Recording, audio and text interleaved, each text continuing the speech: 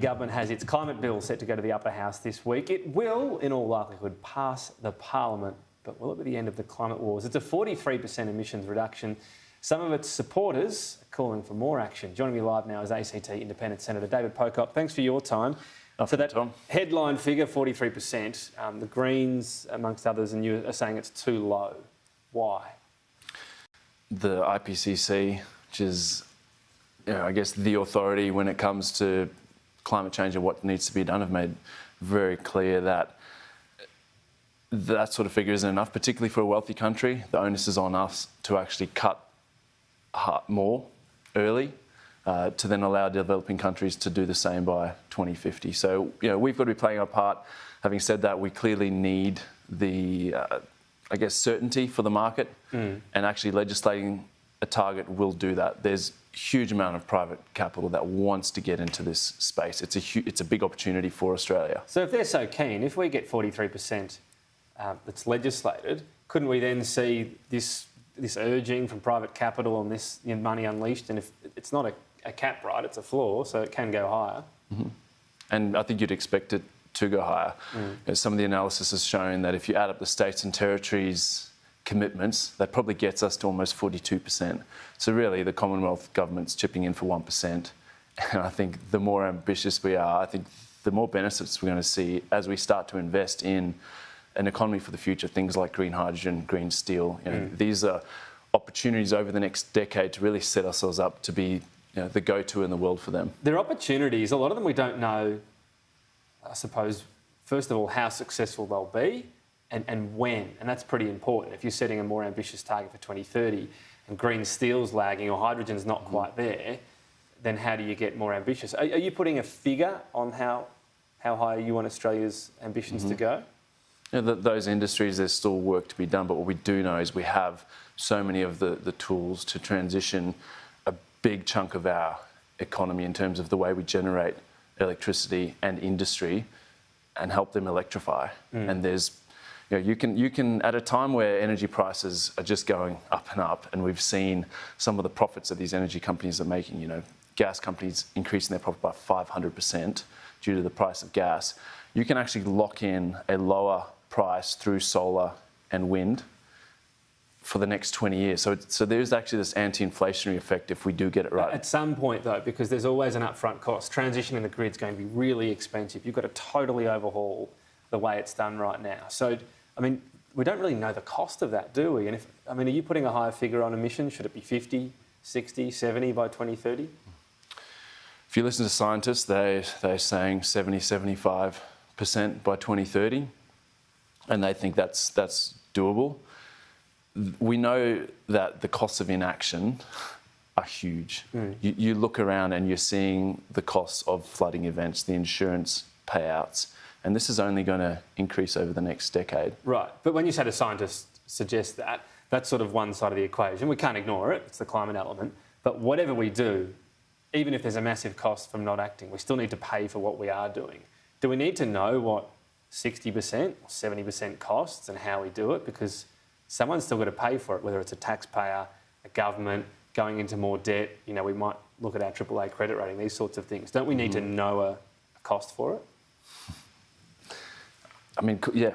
Costs are important. And I think as we see more investment in that space, we'll have a much better idea around the price at which we're actually locking in electricity.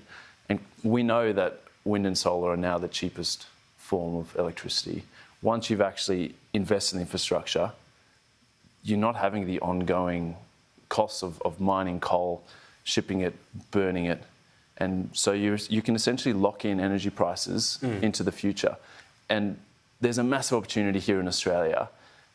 As we move towards more and more renewables in the grid, you add battery storage, you add pumped hydro, to have some of the cheapest, most reliable electricity in the world. That's not what you're hearing from people who are wanting to scaremonger around this. But the thing that we do know is that fossil fuels are not the future.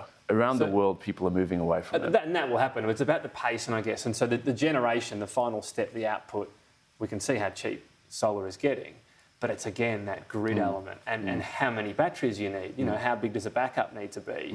And there's still questions we don't know. So when you say sort of we don't know the cost just yet, do we need to know that before we can put a higher figure on it? Is that fair enough to need to know what a cost might be to make that transition before just going, let's do 70?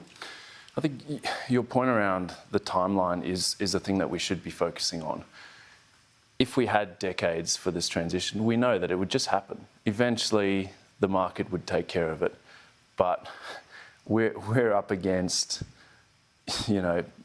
physics, atmospheric physics, and scientists are clear that we've only got so much of a carbon budget left until we push beyond 1.5, beyond 2 degrees of warming, which they say will be catastrophic. So we should be listening to them. And so I think, yes, we should be doing more work to look at the costs. And one of the things that myself and the Jackie Lambie Network senators have put to the government is to actually begin to increase the capacity in government to do that, to look at the budget statement and say, what effect will this have on greenhouse gases going forward? What's the cost of having those extra emissions in the atmosphere? Quantify that versus the cost of acting, so you can actually figure out the difference. Okay, a couple of quick things. Territory rights, a thing you're big on, so the right for the ACT, but also the Northern Territory to put up a euthanasia bill. It's going to go along conscious lines. I mean, it's a pretty big call for some people, and we know realistically a law would come up and be passed, you think, in the ACT. So is a conscious vote fair enough? Conscience vote, that's up to the parties. Is it a fair enough approach? In my view, this is really about, do you believe that the ACT and Northern Territory governments are capable of debating and legislating voluntary assisted dying? 25 years on from the Andrews Bill, every state has now done that. And so my argument is that all the territories are asking is for the same right as the states to actually have that debate at a local level. And the thing that I've met with faith-based groups and people who have concerns, and I'm directing them to the local parliament. That's where these laws will actually be formulated. And we've seen, recently Victoria and New South Wales have these really tough debates. I understand it's a deeply held view by many people, but we have seen this shift in society where I think it's almost 80% of people who identify as Catholic or Anglican now supporting it. Set to be a tight vote. We'll see where it goes. Just finally, Di Lee as well, an emotional speech and a fantastic story. I mean, a tragic one as well. She never saw her father again after the family fled from the Vietnam War during the fall of Saigon. And she's talking about, just how much of a privilege it is to get to Australia. So passionate, and she stole the show with her dress as well, the Australian flag. Amazing dress. I think you see immigrants who have been given an opportunity to move to Australia, how much they love this country and want to contribute. And that's certainly a big part of the reason why I put my hand up to run for the Senate, is that I love Australia and I want to contribute to improving it and sort of building the kind of future that we can have here. It's really great to see. It's a reminder of what to be thankful for when you hear her story, and what a day for her family. David Pocock, we'll leave it there. Thank you. Thanks for having me.